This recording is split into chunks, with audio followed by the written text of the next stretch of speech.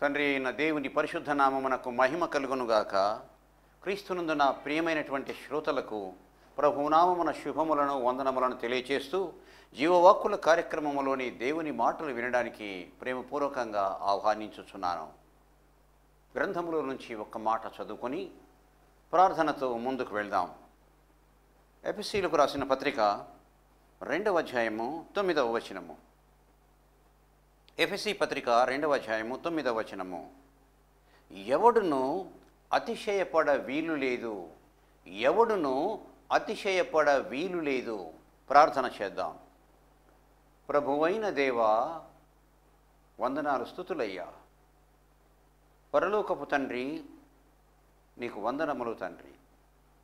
మా యేసురాజా, మీకు స్తుతులు చెల్లిస్తున్నాం. ఇంకొకసారి నాయనా నీ పాదముల చెంత నిలుచుండి ప్రభువా, నీ కొరకు నిలబడడానికి, నీ మాటలు పంచుకోవడానికి, ఈ టీవీ ద్వారా నీ ప్రజలను తండ్రి దర్శించడానికి కృపనిచ్చినందుకు వందనాలయ్యా. ప్రభువా, మీరు మాట్లాడండి తండ్రి, వినిపింపచేయండి అయ్యా మీ మాటలను. నీ మాటల్లో బలం ఉంది, శక్తి ఉంది, జీవం ఉంది ప్రభువా. అట్టి మాటలు మేము వినగలుగుటకు సహాయం చేయండి నాయన. వినగలిగిన చెవిని, గ్రహించగలిగినటువంటి హృదయమును, అర్థం చేసుకునగలిగిన వివేకము మాకును మా శ్రోతలకు ప్రసాదించుమని యేసు నామమున ప్రార్థిస్తున్నాము తండ్రి. ఆమేన్.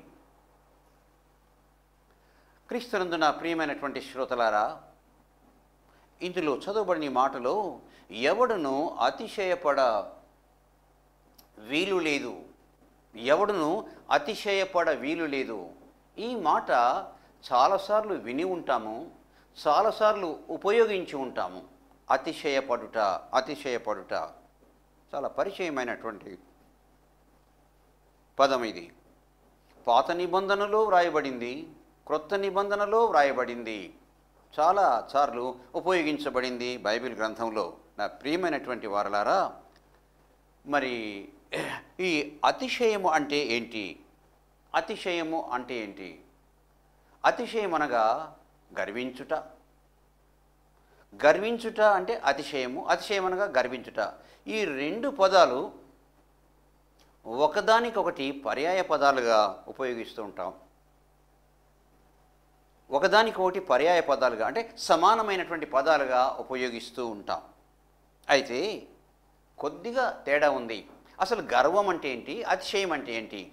గర్వం అంటే తనను తాను హెచ్చించుకొనుచు ఇతరులను తృణీకరిస్తూ తన అభిప్రాయము మాటల ద్వారా కానీ, చేతల ద్వారా కానీ, ప్రవర్తన ద్వారా కానీ వ్యక్తము చేసినట్లయితే దాని గర్వము అంటారు.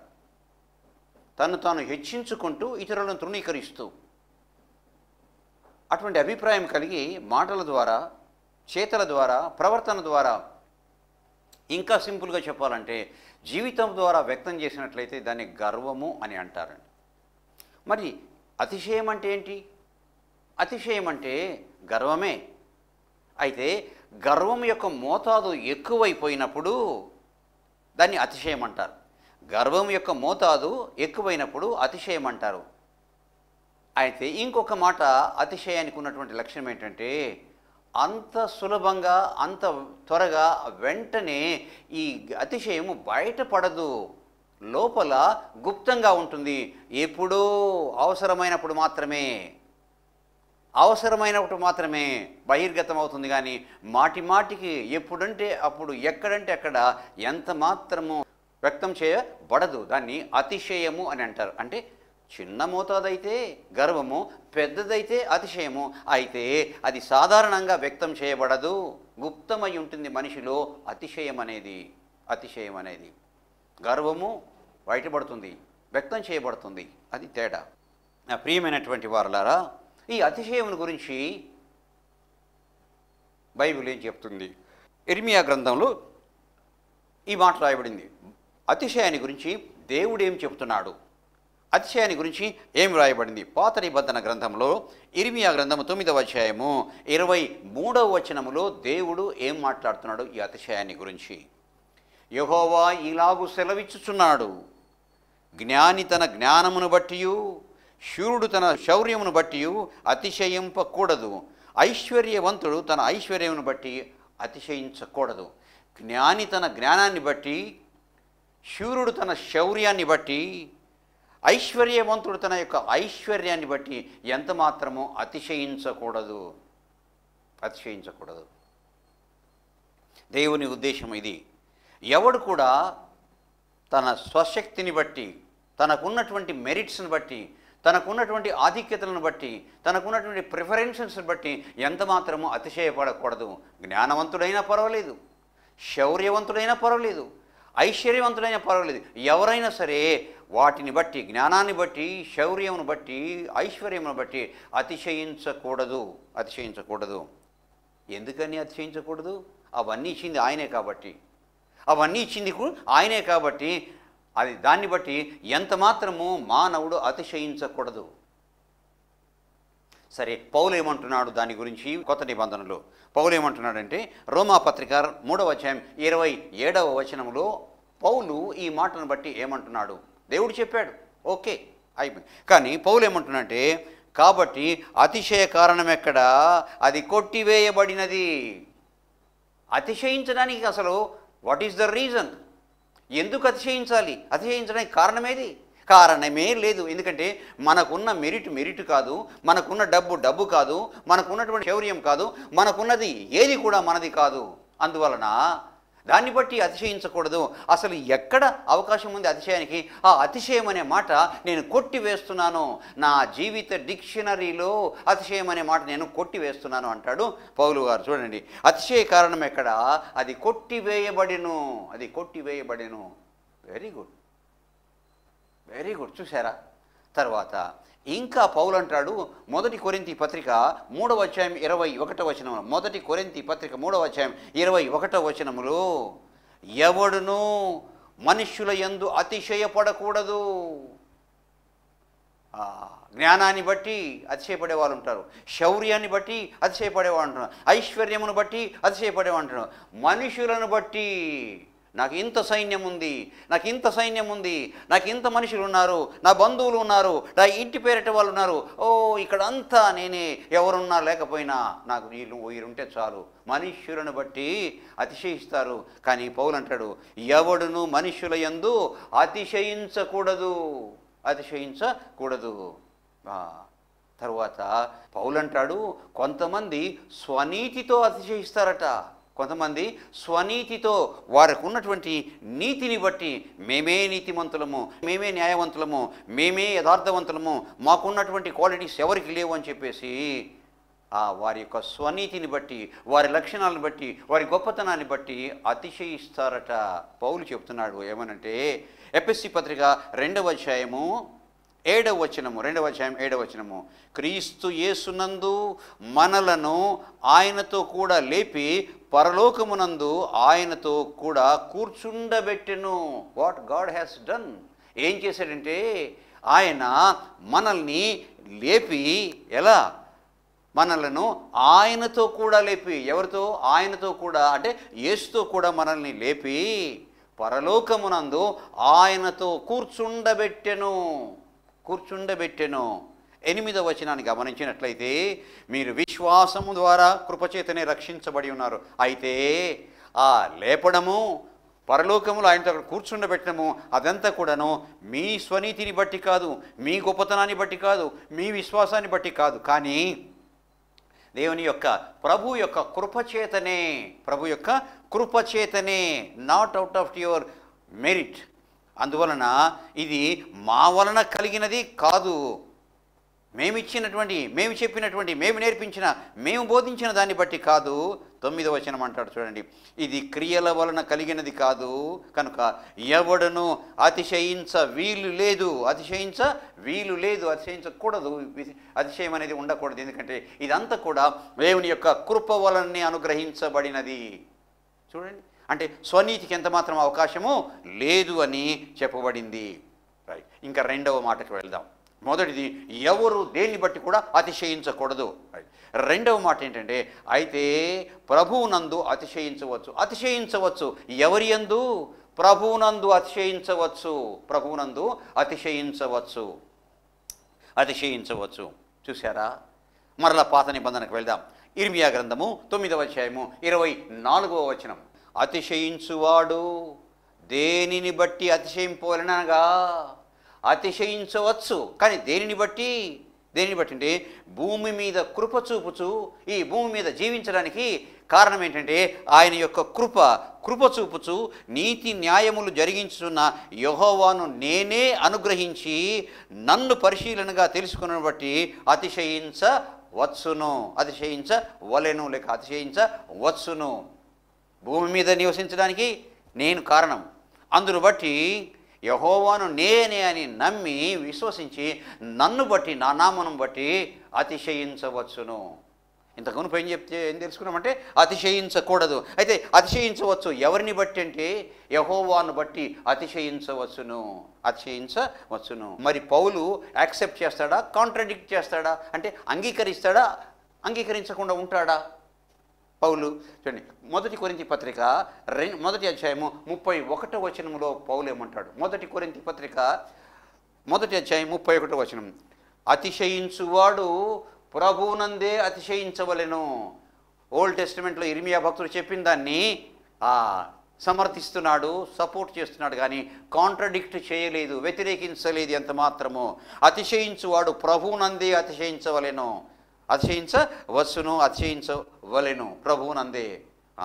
చూడండి, ఇంకా 2వ కొరింథీ పత్రిక 13వ అధ్యాయము 17-18, 2వ కొరింథీ పత్రిక 13వ అధ్యాయం 10వ అధ్యాయము 17-18 వచనాల్లో మరలా 2వ ఉత్తరం రాస్తూ కొరింథీ సంఘానికి చెప్తాడు, అతిశయించువాడు ప్రభువునందే అతిశయించవలెను.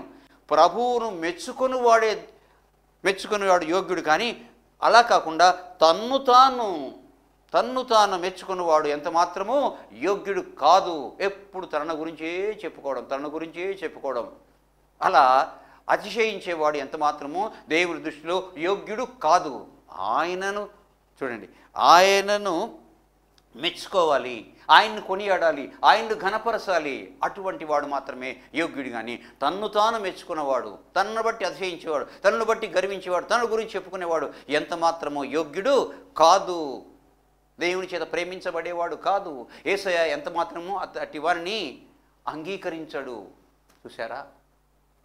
తర్వాత ఇంకా ముందుకు వెళ్దాం. పౌలు ఏమంటున్నాడంటే గలతీ సంఘానికి ఉత్తరం రాస్తూ 6వ అధ్యాయము 14వ వచనంలో, గలతీ పత్రిక 6వ అధ్యాయము 14వ వచనములో, అయితే మన ప్రభువైన యేసుక్రీస్తు సిలువయందు తప్ప, నేను దేని యందు అతిశయిస్తానంటే నా కొరకు ప్రాణం పెట్టి రక్తము కార్చినటువంటి ఆ సిలువ యందు అతిశయిస్తాను తప్ప మరి దేని యందు అతిశయించుట నాకు దూరమగునుగాక. Very very good statement. ఎవరు చెప్పగలరు ఇంత ధైర్యంతో? అయితే ప్రభువైన యేసుక్రీస్తు సిలువ యందు తప్ప మరి దేని యందు అతిశయించుట నాకు దూరమగునుగాక. ఎందుకని? నాకు ప్రాణం పెట్టాడు, నా కొరకు ఆయన సిలువలో తన ప్రాణం పెట్టాడు. సిలువలో రక్తము కార్చిన యొక్క పాపములను తుడిచివేసినటువంటి ఆ సిలువ యందు తప్ప మరి దేని యందు అతిశయించుట నాకు దూరమగునుగాక. దేని యందు అతిశయిస్తున్నాం మనము?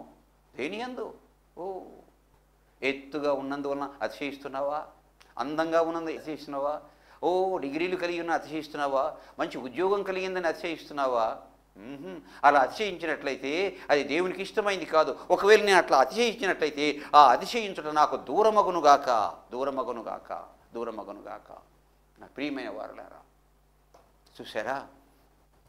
రైట్. ఇప్పుడు మొదటి మాట ఏంటంటే అతిశయించకూడదు. రెండవది అతిశయించవచ్చు అని దేని యందు అతిశయించవచ్చు రెండవ మాట.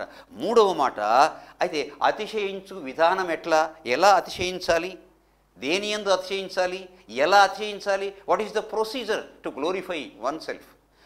ఒక వ్యక్తి తనను అంటే తనను తాను అతిశయించడం ఎట్లా, అతిశయించు విధానం ఏంటి, అతిశయిస్తున్నాడని ఎలా అతిశయించడం ఎట్లా, విధానం ఏమైనా బైబిల్ అది కూడా చెప్తుంది. ఏంటంటే 2వ కొరింథీ పత్రిక 12వ అధ్యాయము 9వ వచనంలో ఈ మాట రాయబడింది.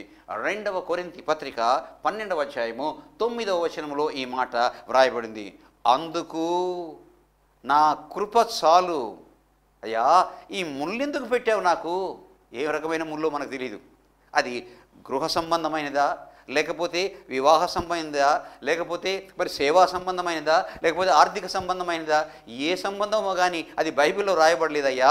నాకు ఒక ముళ్ళు ఉందయ్యా, ఆ ముళ్ళు తీసేయమంటే ప్రభు అంటాడు, అందుకు నా కృప చాలు, అందుకు నా కృప నీకు చాలు, బలహీనత యందు నా శక్తి పరిపూర్ణమగుచున్నది అని ఆయన నాతో చెప్పాను. నువ్వు ఆ ముళ్ళు ఉన్నందువలన బలహీన పడుతున్నావని చెప్పేసి అనుకుంటున్నావేమో, నా కృప నీ యందు బలపరచబడుచున్నది. నీ బలహీనత యందు నా కృప అనుగ్రహించబడుచున్నది.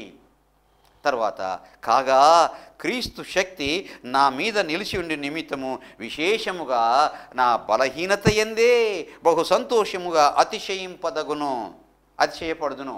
నేను అతిశయపడతానయ్యా నా బలహీనత. ఎందుకో తెలుసా, నేను ఎప్పుడైతే బలహీన పడతానో అప్పుడు అతిశయపడను. నేను దాని యందు అతిశయపడతాను, గర్వించను, అతిశయపడతాను. అప్పుడు నేను నా బలహీనత యందు అతిశయపడితే నా బలహీనత ఆయన కృపచేత ఆశీర్వదించబడుతుంది. ఆ బలహీనత పోతుంది, నేను బలము కలిగిన వాడను అవుతాను అని చెప్పేసి అంటాడు. అతిశయపడు విధానం ఏంటంటే, మన బలహీనత, అయ్యా నేను తెలివి లేనివాడనయ్యా, నేను జ్ఞానం లేనివాడనయ్యా, నేను బుద్ధి లేనివాడనయ్యా అని ఎప్పుడైతే ఆ బుద్ధి లేనితనాన్ని, జ్ఞానం లేనితనాన్ని అతిశయపడి చెప్తామో అప్పుడు ఆయన మనలో ఉన్నటువంటి ఆ బలహీనతను తీసివేసి ఆ బలహీనత యందు బలము అనుగ్రహించు కృప చూపిస్తాడట. కృప అది పౌలు యొక్క ఉద్దేశము. సరే, యాకోబు ఏమంటున్నాడో చూద్దాం. యాకోబు అంటాడు, యాకోబు పత్రిక 1వ అధ్యాయము 9వ వచనము. యాకోబు పత్రిక 1వ అధ్యాయం 9వ వచనం. దీనుడైన సహోదరుడు తన కలిగిన ఉన్నత దశయందు అతిశయించవలెను. దీనుడైన వ్యక్తి గొప్ప స్థితికి వెళ్తే ఈ గొప్ప స్థితి నాకు అనుగ్రహించబడింది అని ఆ స్థితిని బట్టి అతిశయించాలి. ధనవంతుడైన సహోదరుడు తనకు కలిగినటువంటి దీనస్థితిని మర్చిపోకుండా దాని యందు అతిశయపడాలి. అంత దీనస్థితిలో ఉన్నాను నేను, దాన్ని బట్టి గర్విస్తున్నాను, అందువల్లనే దేవుడు నాకు ఈ స్థితి ఇచ్చాడని చెప్పేసి దానిని బట్టి అతిశయపడాలి అన్నాడు. అతిశయపడాలి అన్నాడు. బలహీనతల యందు అతిశయపడాలి. ధనవంతుడు బీదరికం ద్వారా అతిశయపడాలి. బీదవాడైన వాడు తన ఉన్నత దశలో అతిశయపడాలి. అది దేవునికి ఇష్టమైనది. This is the procedure. ఇది విధానము. ఏ విధంగా? అతిశయపడుట. పనికి మాలిన స్వభావం కలిగి దాని యందు అతిశయపడతాడు. దాని యందు అతిశయపడే చాలా తప్పండి. నా ప్రియమైన వారలారా, 3వది, మత్సరముతో ఉండి అతిశయపడకూడదు. మత్సరము అంటే అసూయ, ఈర్ష్య, ద్వేషము, మత్సరము. హయ్యెస్ట్ అసూయ, ఈర్ష్య, ద్వేషము, మత్సరము అంటే ఇంకా ఎక్కువ. అసూయ, ఈర్ష్య, ద్వేషానికి మించినదనమాట మత్సరము. యాకోబు పత్రిక 3వ అధ్యాయము 14వ వచనంలో ఈ మాట రాయబడింది. యాకోబు పత్రిక 3వ అధ్యాయము 14వ వచనంలో, అయితే మీ హృదయములలో సహింపనలవి కాని మత్సరము, వివాదమును ఉంచుకుని వారైతే అతిశయపడండి. కానీ మీ హృదయాల్లో మత్సరము, వివాదమును ఉంచుకునే వారైతే అతిశయపడకూడదు.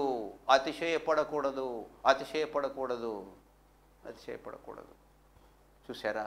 తరువాత ఇంకొక మాట, డంబముతో అతిశయపడకూడదు, డాంబికత్వముతో అతిశయపడకూడదు. యాకోబు పత్రిక 4వ అధ్యాయం 16వ వచనములో, ఇప్పుడైతే మీరు మీ డంబముల యందు అతిశయపడుచున్నారు, ఇట్టి అతిశయము చెడ్డది. డంబముతో అతిశయపడుతున్నారు, ఇట్టి అతిశయము చెడ్డది. అది ఎంత మాత్రము అతిశయముగా పరిగణించబడదు. తర్వాత ఇంకొక మాట ఏంటంటే, గలతీ పత్రిక 6వ అధ్యాయం 4వ వచనము, ఇతరుని బట్టి కాక తనను బట్టియే అతిశయం కలుగును. శ్రమల యందు అతిశయపడాలంటాడు. అంతేకాకుండా ఇతరులను బట్టి కాక తనను బట్టి అతిశయపడాలి. కానీ ఇతరుల గురించి కూడా అతిశయపడకూడదు. ఇతరుల ఎడల లేక ఇతరులను బట్టి అతిశయపడకూడదు. తనను తాను బట్టి అతిశయపడాలి. తన యొక్క దీనత్వం లేక తన ఔన్నత్యము దాన్ని బట్టి అతిశయపడాలి. కానీ ఇతరులను బట్టి ఎంత మాత్రము కాదు అని చెప్పేసి దేవుని గ్రంథం చెప్తుంది. తర్వాత 4వ మాట, మొదటిది ఏంటంటే అతిశయపడకూడదు. 2వది ఏంటంటే అతిశయపడవచ్చు దేనిని బట్టి. 3వది అతిశయము ఎలా అతిశయపడవచ్చు అనే. తర్వాత 4వది అతిశయము వలన నాశనము. అతిశయం ఉన్న ప్రయోజనం ఏంటంటే అతిశయం వలన నాశనం. అతిశయము అర్థం తెలుసుకున్నాం. ఇక్కడ దానియేలు గ్రంథము 4వ అధ్యాయము 30వ వచనములో ఈ మాట రాయబడింది. దానియేలు గ్రంథము 4వ అధ్యాయం 30వ వచనం, రాజు బబులోనును ఈ మహావిశాల పట్టణము నా బలాధికారమును నా ప్రభావ ఘనతను కనపరచుటకై నా రాజధాని నగరముగా నేను కట్టించినది కాదా. నెబుకద్నెజరు రాజు యొక్క మరి అంతఃపురములో ఆ పైన తిరుగుతూ అన్నీ చూస్తున్నాడు. ఎంత అతిశయపడ్డాడో. నిజమే, గొప్పవాడివే, దేవుడు ఆశీర్వదించాడు. గొప్ప సామ్రాజ్యము, అనేకులను జయించాడు. అనేక రాజ్యాలు తనకు రాజ్యాలుగా ఉన్నాయి. అనేక మంది రాజులు సామంత రాజులుగా ఉన్నారు. బహుమతులు కానుకలు కప్పము తెచ్చి దాసానుదాసులుగా ఉంటున్నారు. మంచిదే, ఓకే, సరే. అయితే ఇక్కడ చూడండి ఏమంటే, రాజు బబులోను ఈ మహావిశాల పట్టణము, బాబిలోన్ సిటీ ఆనాటి ప్రపంచంలో ఎంత గొప్ప పట్టణమో చెప్పలేము. అయితే నా బలాధికారమును, ఎంత గొప్ప పట్టణము, నా బలాధికారాన్ని తెలియచేస్తుంది. నా ప్రభావ ఘనతను బయలుపరచుటకై నా రాజధానిగా నేను కట్టించినది కాదా. నా బలాధికారము, నా రాజధాని నేను కట్టించినది అని తనలో తాను అనుకొనెను. ఇది అతిశయానికి బెస్ట్ ఎగ్జాంపుల్. ఏంటంటే తనలో తాను అనుకున్నాడు, బయటపడలేదు, ఇతరులకు తెలియదు. తనలో తాను అనుకున్నాడు. తనలో తాను అనుకున్నది దేవుడికి ఎలా తెలుసు? ఆయన మనుషుల హృదయాంతరంగమును, అంతేకాకుండా మనిషి యొక్క తలంపులను ఎరిగినటువంటి దేవుడు మన దేవుడు అని తనలో తాను అనుకొనెను. నా రాజ్యము, నా రాజధాని, నా పదాధికారంతో నేను కట్టించింది కాదా. అతిశయం కదండి. అవును, నో డౌట్. అతిశయము చివరికి ఏమైంది తెలుసా? ఇంకా బయటపడలేదు. 4వ అధ్యాయం 30, రాజు నోట ఈ మాట ఉండగా ఇంకా బయటపడలేదు. నా మాట నోట్లోనే ఉంది. ఇంకా ఆకాశములో నుండి ఒక శబ్దము వచ్చెను. ఏదనగా దేవుడికి తెలీదా అతిశయించింది? రాజుకు నెబుకద్నెజరు, ఇదే నీకు ప్రకటన. నీ రాజ్యము నీ నుండి తొలగిపోయెను.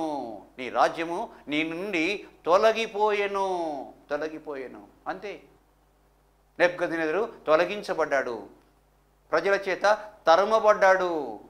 అడవి జంతువులే అడవిలో నివసించుటకు తరుమబడ్డాడు. దీనికి కారణం ఏంటంటే అతిశయం. అలా కాకుండా, ఓ దేవా, నువ్వు ఇచ్చావయ్యా బబులోను సామ్రాజ్యము, ఈ బబులోను మహానగరము, ఆ తర్వాత ఈ సింహాసనము, ఈ కిరీటము, ఇవన్నీ నువ్వు ఇచ్చావు. ఈ అంతఃపురము, ఈ రాజభవనము నువ్వు ఇచ్చిందే అని ఉన్నట్లయితే ఇంకా ఎన్ని సంవత్సరాలు పరిపాలించి ఉండేవాడో. నాది, నేను, నా గొప్పతనము, నా బలాధికారము. జాగ్రత్త సుమా. ఏమైపోయాడు అంత గొప్ప రాజు? ప్రజల చేత తరిమివేయబడ్డాడు. మృగము వలె అడవిలోకి తరిమివేయబడి జంతువు వలె జీవించడము సంభవించింది. నా ప్రియమైన వారలారా, చూడండి, ద్వితీయోపదేశకాండము 8వ అధ్యాయం 20వ వచనములో ఈ మాట రాయబడింది. ద్వితీయోపదేశకాండము 8వ అధ్యాయము 20వ వచనములో, యెహోవా మాట మీరు వినకపోయిన యెడల మీరును వారి వలె నశించుదురు. యెహోవా మాట మీరు వినకపోయిన యెడల మీరును అలాగుననే నశించెదరు. అతిశయం అనేది నాశనానికి కారణమవుతుంది. అతిశయం అనేది నాశనానికి దారితీస్తుంది. నా ప్రియమైనటువంటి వారలారా, చూసారా? ఇంకొక మాట, లూకాసు వార్త 12వ అధ్యాయంలో ఓ మాట రాయబడింది. ధనవంతుడు ఏం చేశాడంటే, ధనవంతుడు అని రాయబడింది. ఎంత ధనం ఉందో, ఎంత ఆస్తి ఉందో, పొలం విస్తారంగా ఉంది, బాగుగా పండింది, మనకు అందరికీ తెలిసిన విషయమే. అంటాడు, నా పొలము సమృద్ధిగా పండింది, నా పంటను సమకూర్చుకుంటాను, నిల్వ ఉంచుటకు నా యొక్క మరి గదులు సరిపోవు, నా కొట్లను విప్పి నా ఆస్తిని, అందులో నా ధాన్యాన్ని అక్కడ దాచిపెడతాను, నిల్వ చేస్తాను. ఆ తర్వాత ప్రాణంతో అంటాను, ఏమని? ప్రాణమా తిను త్రాగు సుఖించుమని నేను అంటాను.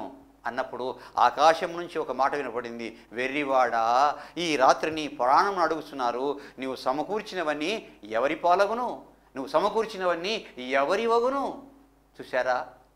నా భూమి, నా పంట, నా ధాన్యము, నా గదులు నేను విప్పుతాను, నేను కడతాను, నేను.